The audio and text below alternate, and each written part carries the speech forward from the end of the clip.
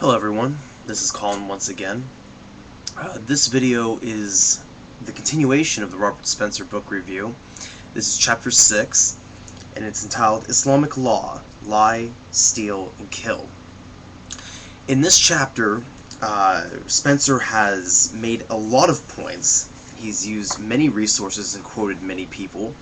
This is the chapter that I was taking a while to get to because there are so many notes, so many books that he used that I had to essentially get them all together in order to do justice to this video. Essentially, this chapter would seem to be the pinnacle of his book as far as a lot of the sources he uses. So this took a while to break it down, but I in my opinion, have done this, and hopefully I'll be able to prove that I have. He starts off by saying that lying, it's wrong except when it isn't. And Mr. Spencer tries to prove that there is some sort of hypocritical paradox that occurs in Islam, where you have lying is a negative thing, but then in certain cases it's okay. And he tries to illustrate the point as follows. He quotes from the Quran, or I believe it's from a hadith.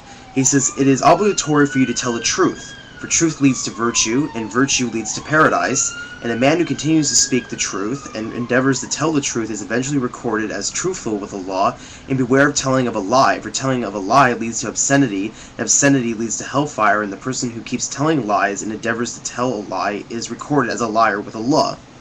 So right there is a hadith where Prophet Muhammad is saying that lying is not a good thing. And this is from Sahih Muslim, Book 32, number 6309, as Mr. Spencer has recorded it in his footnotes. So, with that in mind, Muhammad is saying that a liar is not a good person. But then Spencer says that there are some strange Islamic principles. He calls them strange Islamic principles. And he says that when it comes to unbelievers, especially those who are at war with Muslims, Muhammad said war is deceit. Now, I want to point out where he's getting this from. He's getting this from Sahih Bukhari, and he's getting this from the Book of Jihad, 156 chapter, and it's essentially, let's see here, it is Hadith number 328. Now, see, this is one of the bad habits that Mr. Spencer has when he's writing his book, is that he will put his own interpretation into the text and try and make everyone assume that's exactly what the Hadith or the Quran is saying. So, as an example, he says, when it comes to unbelievers, particularly those who are at war with Muslims, Muhammad said the following. But when you read the Hadith, where it actually is stated in Sahih Bukhari, no mention of any second party is made. Muhammad simply says he named war deceit. He called war deceit. That's hadith number 328. Then let's see here. And then hadith 3029 says he also named war deceit. And then finally, you see a little change in because of the narrator, but you do see a change in the wording. 3030 says war is deceit. So there is no mention of a second party involved. He is just saying that war is deceit. And we can interpret this however we choose. You could interpret it by saying that yes, war is deceit. When you're at war with someone, are you ever completely honest with the enemy? Do you advertise the enemy exactly what you're doing? Well, of course not. Why would you ever tell the enemy what you are doing? In any military strategic battle, you never tell the enemy what your next move is.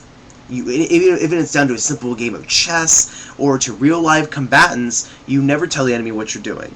You are being deceitful. That's all he's pointing out. But see, I just added my own interpretation to that, as Mr. Spencer did. The Hadith, all it says is he called war deceit. So but he is adding things to the Hadith. So then you get on to the next page here, and he mentions that the term taqiyya, Taqiyya, which is he says is a religious deception. And he rightfully says this is identified with Shiite Muslims. And he's completely correct. This is a doctrine that Shiites have where they are allowed to conceal their faith if they're being persecuted to survive. And so this is something that he brings up, and he's correct about this. But then he quotes the Quran by saying that the Quran tells Muslims, quote, "Let not the believers take for friends or helpers unbelievers rather than believers. If any do that, in nothing will there be help from Allah, except by way of precaution, that ye may guard yourselves from them." That's Quran chapter 3, verse 28. And he adds his own words to this. He says, in other words, don't make friends with unbelievers except to guard yourselves from them. He quotes it. And then he puts his own words again, pretend to be their friends so that you can strengthen yourself against them. That's not what the verse is saying.